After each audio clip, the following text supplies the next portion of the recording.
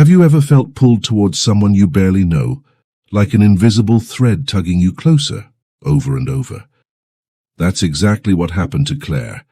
For 3 weeks, she kept bumping into the same man in New York City, at the corner coffee shop, on the downtown subway platform, even in the yogurt line at her favorite grocery. Every time it was fleeting. You might miss him if you blinked, but always the same face, the same dark, curious eyes. Claire chalked it up to coincidence, until the night she almost died. Walking home late, her mind racing, she missed the warning flash of a taxi barreling around a corner. Time slowed as the headlights bore down. She braced for impact, but then a firm hand seized her arm and yanked her backward. Heart-hammering, she looked up. It was him again. In that instant, Claire realized she hadn't just noticed him before. Something deep inside her recognized him. Something that said, "You were meant to be saved." Was it random luck that brought his hand to hers at that exact moment? Or was it the echo of a promise, made long before either of them drew breath? Across cultures and centuries, from the silent chambers of Egyptian tombs to Plato's dialogues in ancient Athens, spiritual seekers have whispered of agreements signed by the soul before birth, contracts not inked on paper, but etched into the very fabric of our being. These soul contracts, they say, map out the people we're destined to meet, the trials we'll face, and even the rescues that pull us back from the brink. They frame moments like Claire's near-death encounter as more than barely avoided accidents. They're the fulfillment of a sacred appointment, drawn up in a realm outside time, where souls gather to chart their journeys. In today's episode, we're pulling aside the veil on soul contracts. We'll explore how this ancient idea really works, and why it matters for your most intimate relationships and hardest lessons. You'll hear stories of lovers who reunite across lifetimes, of friendships formed to heal old wounds, even of moments of mercy that arrive just when we need them most. But be warned, what you'll learn isn't comfortable. It challenges our cozy belief in random chance. It asks whether you truly hold the reins of your destiny, or if you're dancing along the lines of a script written in the stars. So why should you care? Because once you glimpse the hidden blueprint of your life, nothing feels the same. Every chance meeting, every heartbreak, every burst of joy takes on new meaning, and you begin to realize that life isn't happening to you, it's unfolding with you. Later in this video, we'll trace the origins of soul contracts in lost mystery traditions. We'll unravel how these pre-birth agreements shape your freedom, your relationships, and the patterns you replay. And we'll even share a simple practice you can use to sense your own soul's commitments and start renegotiating them if they no longer serve you. But before we dive into definitions and techniques, let Claire's story stand as a reminder. Sometimes, our greatest rescue comes from someone we thought we barely knew. And sometimes that rescue was planned long before our first heartbeat. Stay with me, because the next secret you uncover could change the way you see every encounter from this moment on.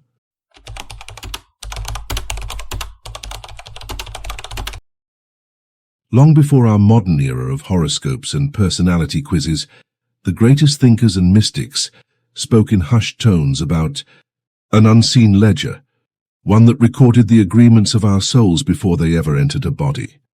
They called these agreements soul contracts, but what exactly were they referring to? In the shadowed sanctuaries of ancient Egypt, priests inscribed on temple walls a vision of life as a cosmic play. According to funerary texts like the Book of the Dead, each soul stood before the gods in the Hall of Two Truths, recounting its intentions for its next earthly incarnation. Names were chosen, challenges were outlined, and the essence of the individual was shaped by a vow to learn, to grow, to fulfill a particular mission. These weren't mere wishes. They were binding agreements inked in spirit, marrying destiny and purpose in one sacred covenant. Across the Mediterranean, Plato hinted at something similar in his dialogues. In the Phaedrus, he describes the soul's pre-existence and a cosmic assembly where it glimpses the forms, the perfect blueprints of truth, beauty, and goodness. Some traditions interpret Plato's myth of the soul's choice as evidence that each soul before birth selects the life it will live, including the trials it must face. The philosopher hinted that memory of this choice fades upon entering the body, leaving us to wander the world seeking echoes of that original blueprint. Centuries later, mystery schools, from the Eleusinian initiates in Greece to the Gnostic communities in Egypt, guarded more esoteric teachings. Behind closed doors, adepts explored how rites, symbols, and hidden texts revealed the soul's contract. They taught that our deepest wounds, betrayals, losses, even our greatest fears, were not accidents but signposts we planted ourselves. In surrendering to these experiences, we activated latent potentials within the soul, catalyzing growth that no amount of textbook learning could ever achieve. During the Renaissance, as scholars translated Hermetic fragments attributed to Hermes Trismegistus, Europe briefly rekindled these ancient ideas. Magic wasn't just incantations and talismans, it was a reclaiming of one's divine blueprint. Alchemists spoke of turning lead into gold as an allegory for the soul's journey, purifying its essence by confronting every contract it had written in the ether. Yet as the Enlightenment dawned, the hunger for empirical proof swept mystery traditions into the shadows. Soul contracts, deemed too mystical, were dismissed as poetic fancy. In the 20th century, thinkers like Carl Jung and his student Marie-Louise von Franz touched on related concepts. Jung's theory of synchronicity, the idea that meaningful coincidences aren't just chance, echoed the notion that invisible threads weave through our lives, connecting events and relationships according to a deeper pattern. Von Franz wrote of preparatory and compensatory dynamics in life, forces that guide us toward encounters or challenges, necessary for psychological wholeness. Although they didn't use the term soul contract, their work reaffirmed the age-old belief that unseen agreements shape our conscious experience. Modern metaphysical teachers have built on these roots, offering soul contract readings through intuitive guidance, past life regression, and astrological charts. In these sessions, individuals often hear revelations like, "You chose your parents to confront themes of abandonment," or "You signed up for this exact heartbreak to master forgiveness." Such statements can feel surreal, like reading pages from a script you never knew you auditioned for. Yet countless people report a ringing truth in these insights, as if their own spirit finally whispered, "Yes, that's exactly right." But why have these teachings been so suppressed or misunderstood? Part of it lies in human discomfort with the idea that we might lack complete control. The modern psyche rebels against notions of predetermination, insisting on radical free will. If we signed a contract before birth, do we become pawns? Another reason is institutional power. Religious and scientific establishments historically marginalized anything that threatened their authority or defied materialistic explanations. Yet the most compelling reason these secrets remained hidden may be simpler. Soul contracts demand responsibility. They remind us that our lives are not random series of events we endure. They are the culmination of conscious choices we made at a level beyond daily awareness. Acknowledging this forces us to look squarely at our darkest chapters and ask, why did I choose this lesson? What gift lies hidden in this pain? As we trace the lineage of soul contracts, from hidden Egyptian tombs and Greek academies to modern therapy rooms, a pattern emerges. These agreements serve as a bridge between destiny and freedom. They don't strip us of choice. They frame it within a grander narrative. They whisper that we are co-authors of our story, crafting it long before our first breath, only to rediscover it through every twist, heartbreak, and triumph. In the next section, we'll examine how these soul contracts actively shape our daily lives, steering us toward certain relationships, casting us into familiar challenges, and guiding us toward the lessons we most need. We'll dive into real-life patterns and explore whether free will is truly an illusion or a dance with destiny. Ready to see how your own soul contract might be playing out in your relationships and struggles? Let's move forward.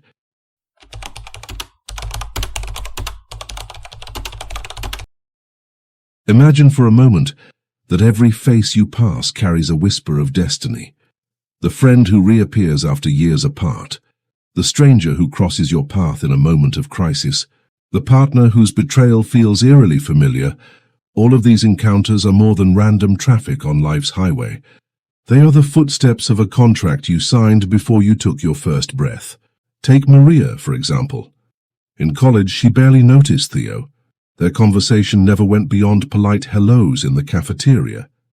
Yet when her world fell apart, her marriage unraveled and her confidence crumbled, it was Theo who showed up as if guided by an inner compass. He listened with unwavering patience, challenged her when she clung to old doubts, and encouraged her to rebuild her business from the ashes. In his presence, Maria felt a strange certainty that this was not happenstance. He carried the role of teacher she'd unknowingly invited, a guide whose loyalty mirrored a promise etched into her soul. And then there's Aaron, whose dreams of entrepreneurship were twice shattered by a close partner's betrayal. Each collapse plunged him into despair until, after the second heartbreak, his therapist named the pattern he had been living, betrayal echoing back to a childhood wound. Suddenly, Aaron saw the loop. He had unconsciously recruited partners who played out an old script. In that moment of recognition, he reclaimed his agency. He learned to set firm boundaries and to choose collaborators who honored his vision, breaking free from the cycle that once seemed unbreakable. These stories point to a hidden choreography at work, a soul contract that sketches out the grand outline of our lives. Within this framework, fate and free will dance together. The contract lays out the backdrop, the people you'll meet, the trials you'll face, the recurring lessons you must learn. But within those boundaries, you remain the artist of your own experience, painting each moment with your choices. You decide how fiercely you confront the challenge, how gently you tend to the wound, or whether you step away to write an entirely new scene. Psychologist Carl Jung called certain meaningful coincidences synchronicities, but in the language of soul contracts, they are the dotted lines connecting your past intentions to your present reality. When you find a book on your doorstep that answers questions you haven't voiced, or bump into someone who seems to know exactly what you need to hear, you are witnessing the contract in action. Those moments are signposts, directing you toward relationships and opportunities that serve your soul's growth. Sometimes that growth comes wrapped in pain. You might find yourself reliving the same heartbreak, or watching your ambitions stall under eerily similar circumstances. These repetitions can feel like a cruel joke. Why must you hurt again? Yet the contract insists on completion. Only when the lesson sinks in completely can the soul move on. Every familiar wound is a call to deepen your understanding and strengthen your resilience. It is as if the universe sets you up with a puzzle and refuses to hand you the solution until you've mastered each piece. Notice how certain personalities magnetize toward you, the ones who drain your energy, the ones who spark your brilliance, the ones who leave you bewildered by their intensity. These magnetic pulls are your soul contract at work, orchestrating a delicate ballet of roles. Some people mirror your shadows, forcing you to confront what you've tried to hide. Others act as catalysts, igniting dormant strengths that you might never have discovered on your own. Each encounter carries a dual gift, the challenge of facing your blind spots and the reward of newfound clarity and empowerment. Understanding this invisible script transforms the way you perceive life's twists and turns. A business failure is no longer just a setback. It's a tailored test of your perseverance. A chance meeting isn't random small talk. It's a preordained moment of insight. A painful goodbye can reveal itself as the seed of your next level of self-love. Suddenly you begin to see every event as a carefully placed tile in a vast mosaic, each one essential to the unfolding masterpiece. But here's the real turning point. Knowing the contract exists doesn't chain you to it. Instead, it hands you a map with which you can navigate more consciously. You begin to recognize old patterns before they fully take shape, giving you the chance to step aside or to respond differently.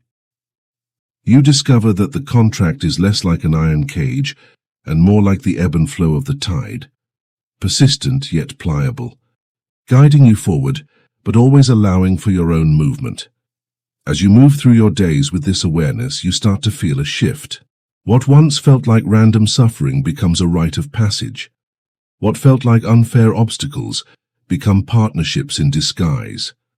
The power of the soul contract lies not in predetermining every detail of your life, but in offering a grand vision, a narrative of purpose that invites you to co-create your reality.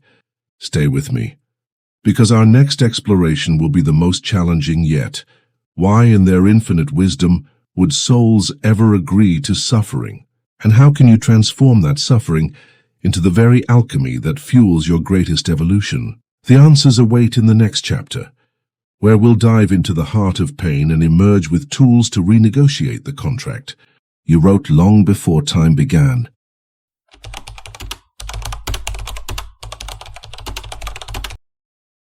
If soul contracts chart the grand arc of our lives, then they also draft the darker chapters, the betrayals, the losses, the moments that steal our breath and leave us bleeding in the dust.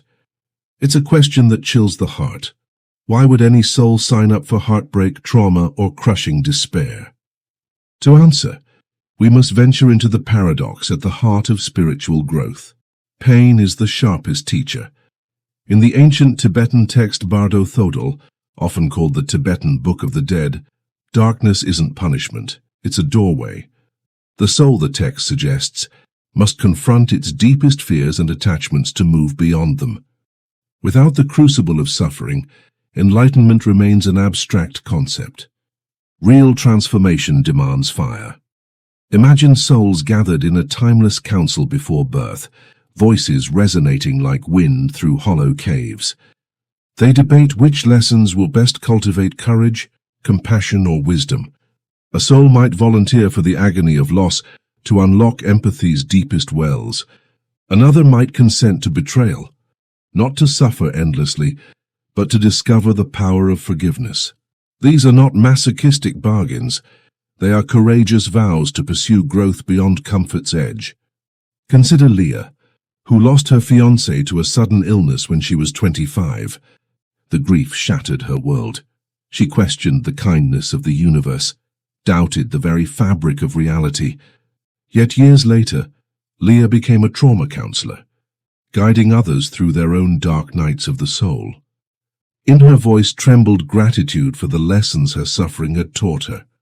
How to hold space for pain, how to speak the unspeakable, and how to find purpose in the ashes of devastation. The Dead Sea Scrolls discovered in caves near Qumran whisper of a similar alchemy. In one fragment, the teacher of righteousness speaks of fire tried in the furnace, urging seekers to embrace trials as intentional purifiers of the spirit. It's the same principle alchemists encoded in their imagery. A blackened vessel, beaten and heated, emerging radiant and transformed. The soul contracts we negotiate before birth serve a comparable function. They place us into that furnace, not to destroy, but to refine. Yet suffering also carries a sting of injustice. A child abused, a person wrongly imprisoned, a body ravaged by disease.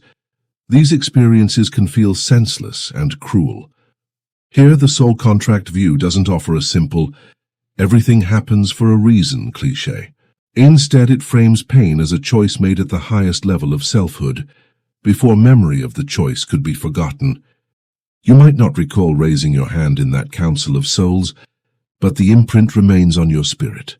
This perspective frees us from the trap of blame, not to excuse real wrongdoing, but to reclaim power in our response. If you agreed to the challenge of betrayal, for instance, you also retain the agency to transmute its effects. You are both victim and alchemist. In choosing to confront the betrayal consciously, You transform the experience from a wound into a gateway. Ancient Gnostic texts preserved in Nag Hammadi speak of the soul's descent through the layers of existence, each layer imposing its own suffering until the soul remembers its divine spark.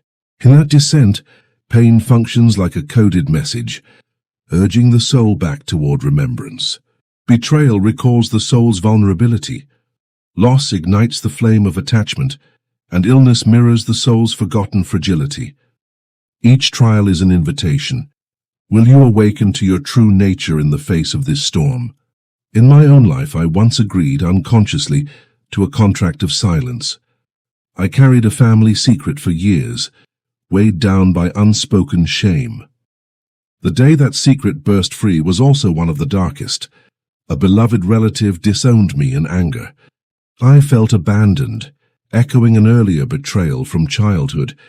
It was only by facing the raw edges of that pain, by speaking truths I had kept locked away, that I discovered the freedom of authenticity. In hindsight, I see that my soul needed that agony to compel me toward full expression. Still, I don't pretend these contracts eliminate the brutality of suffering. No doctrine can cushion the shock of real loss. What it does offer is context, an understanding that the darkest valleys might lead to the highest peaks of empathy and courage. Viktor Frankl, writing from a Nazi concentration camp, observed that everything can be taken from a man but one thing, the last of the human freedoms, to choose one's attitude in any given set of circumstances. Soul contracts frame this choice as the very reason for your path, the lesson you vowed to master. This doesn't mean we simply grin and bear the pain. It means we recognize that suffering can be a teacher rather than a jailer. We learn to ask, what did I choose before birth that brought me here? What gift is buried in this sorrow? And then we seek the glint of that gift, the wisdom gleaned from loss, the depth of compassion born in trauma, the authenticity restored through vulnerability. In the coming section, we'll shift from contemplation to action. We'll explore how to awaken to these hidden agreements and how to renegotiate them when they've expired their usefulness. Because even contracts etched in spirit are not etched in stone. There is an art to rewriting your soul's story, transforming even the heaviest chapters into stepping stones toward the life you truly desire. But for now, sit with this truth. Your pain is not a punishment. It is a testament to your soul's courage. It is proof you agreed to learn, and that you possess the strength to master every lesson.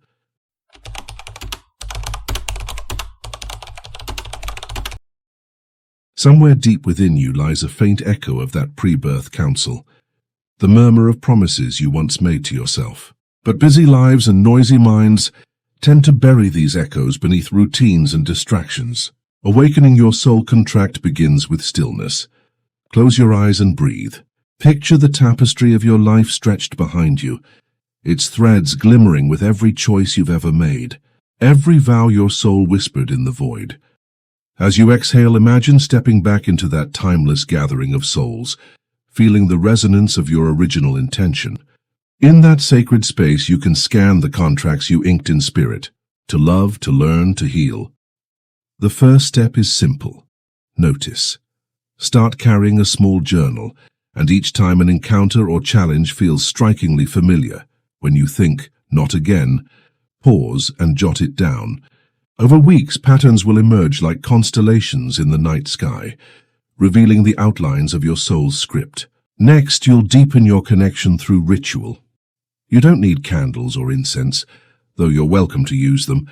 You simply need a marker and a quiet corner. On a blank sheet of paper, write a brief description of a recurring challenge. Say, I keep attracting betrayals that echo my childhood abandonment. Then below it ask, what did my soul intend for me here? Listen inwardly. A word, an image, a feeling will rise. Perhaps self-worth, perhaps forgiveness, perhaps boundary. With that insight, you can begin to renegotiate. Imagine you're back at the Soul Council, but this time you have a voice. Speak your truth. I've learned what you asked of me. I release the contract to suffer betrayal. Instead, I choose partnerships rooted in mutual respect. Seal it by writing a promise on the page. I commit to honoring myself and expecting honor in return. Fold the paper, tie it with a ribbon, and place it somewhere meaningful. A bedside table, a journal, a small altar. This simple ritual shifts the energetic current. Outwardly, you may still meet the same people, but inwardly you carry new terms. When old triggers arise, you can remind yourself, I have a new agreement. Over time, your unconscious patterns begin to realign, drawing in relationships that reflect your renegotiation instead of replaying the old script. Beyond the ritual, cultivating awareness in daily life acts as another powerful tool. When you feel that familiar sting of disappointment or that magnetic pull towards someone who's not right for you, pause, breathe, mentally step out of the scene and ask, is this part of my old contract or is this a fresh invitation? You'll begin to see the difference between habits of soul and genuine new opportunities. Meditation, journaling, and even dream work can amplify this process. In meditation, you might visualize conversations with your higher self, asking which contracts still serve your growth and which you're ready to release. In your journal, you can dialogue with the person you were before your last major breakthrough, expressing gratitude for lessons learned and compassion for struggles endured. And in dreams, pay attention to recurring symbols, doors opening, paths diverging, voices offering guidance. These nocturnal messages often carry the wisdom of your soul's counsel. Real-world results can be profound. People who undertake these practices often report that relationships once fraught with tension soften into cooperation. Career pathways that felt blocked suddenly clear. Even health issues can respond, as the body relaxes once the soul feels heard and honored. Of course, renegotiation is not a one-time event. Just as life unfolds in seasons, your soul contracts evolve. Commit to revisiting your agreements periodically, perhaps at each birthday or solstice, assessing which contracts you're living out and which new ones you wish to embrace. Remember, these soul contracts are not shackles, they're guiding frameworks. By waking up to them, you step into co-creation with the cosmos. You become both poet and poem, author and protagonist, crafting a story that honors both the lessons you vowed to learn and the freedom you deserve. In our final chapter, we'll draw these threads together, celebrating your role as co-author of your destiny and inviting you to step fully into the mission your soul chose for you. Until then, carry this practice forward. Notice the patterns, negotiate with courage, and watch as your life transforms from a pre-written script into a living, breathing masterpiece of your own design.